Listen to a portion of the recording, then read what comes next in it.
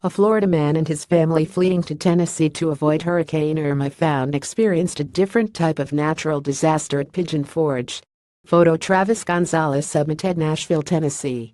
A Florida man and his family fleeing to Tennessee to avoid Hurricane Irma found experienced a different type of natural disaster at Pigeon Forge. Travis Gonzalez of West Palm Beach says like other Floridians, they were watching Irma's projected path earlier this month and decided they would evacuate to be safe. They settled on a cabin for rent on Silver Poplar Lane in Pigeon Forge and made the long trek to Tennessee.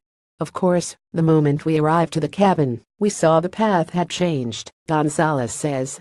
He and the family still stayed to wait things out, and 2 days into their stay, his son went outside to walk the dog.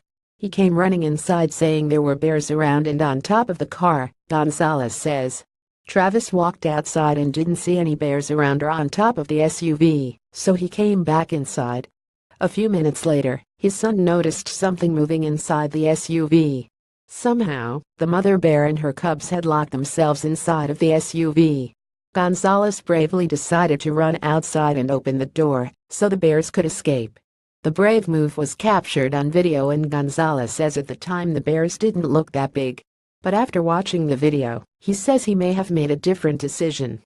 I thought they were just cubs, but after seeing a mama I would have thought twice.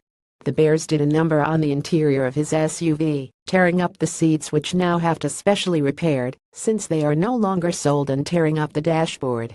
Gonzalez and his family are now back home, but have a heck of a story to tell and show.